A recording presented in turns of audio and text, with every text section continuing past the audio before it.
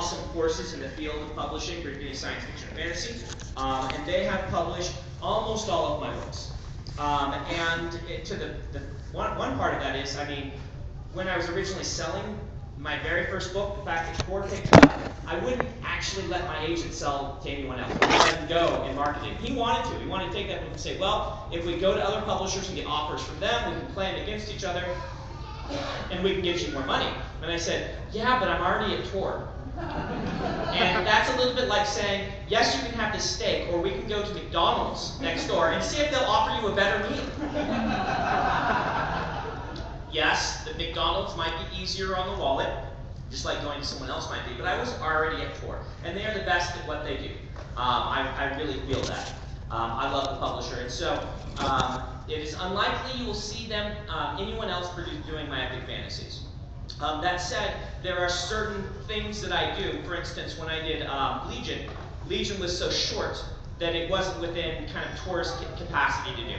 And so I went to a small press, and that I just went and found one that would be wanting to do a small print run for those who wanted a copy of this book, which was a novella.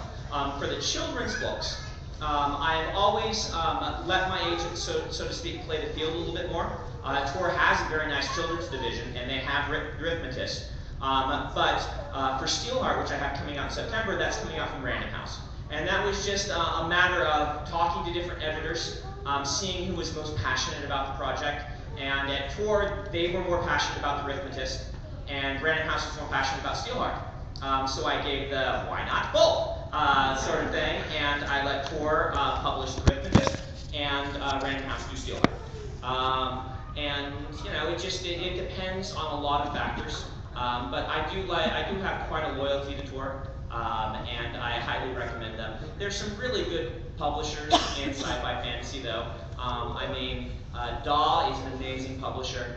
They do Pat Rothfuss's books, and you know, Orbit, who does Brent Weeks, is a great publisher. There's just a lot of good stuff in the science fiction and fantasy publishing world. The publishers are good people, so I think very highly of a lot of them. Alcatraz was with Scholastic, and that didn't go so well.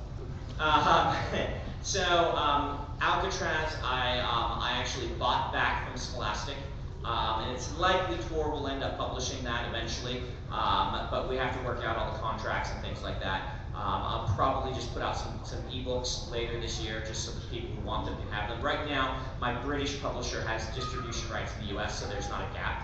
And so those should be coming back into stores, or at least be orderable fairly soon through the British gems. And they'll have an omnibus of all four. So that those who haven't read those, if you're interested, that's my middle grade series, middle grade meaning I targeted it like, you know, 11 and 12-year-olds who are too smart for their own good. So yeah, good question. All right. Woo, way back there, you were so fast. I got a question for a friend from Dragon Mount, thanks. Sure. And the Matt Coffin t-shirt, thank you. Yeah, my buddy wants to know, what would you consider the single most important factor when developing a good magic system? Single most important factor when developing a good magic system. Wow, let me think.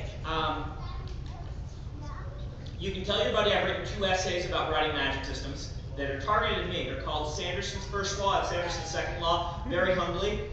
I actually called them that because they're my laws to myself. It's not that these are laws of all writing. These are the rules I use. And the first one is, I feel that a good magic system explains itself if it's going to solve problems. And it doesn't explain itself if it's going to cause problems. And you can read that whole essay.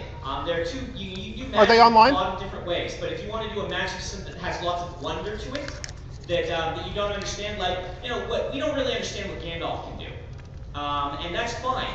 That's because our viewpoint protagonists in those books are not using that magic. If our viewpoint protagonists are using the magic, but that's not about developing magic. I would say the most important rule of developing magic, for me, is to remember that limitations are more interesting than powers. Okay? A good limitation makes a good story, makes conflict. It's not about the awesome stuff you can do, it's about the awesome stuff you can't do. And if you look at a lot of the great stories, it's about what the story is about what the magic can't do. When Superman, it's not about what Superman can do, most of the time it's about what he can't do. And Lord of the Rings is, we've got to carry this ring here, and it's about what Gandalf can't do as opposed to what he can. And for me, the magic systems get really interesting, like in Mistborn, and asking, if we're going to use telekinesis to move things with our minds, what can't we move, and why can't we move them? And that forces me as an author to be creative, and the characters to be creative, and then we have this kind of vector mechanics with the pushing and pulling, which makes for a much more interesting magic system because of what it can't do. Thank So you. there you go. Thank you. All right, right here, and then we'll go back.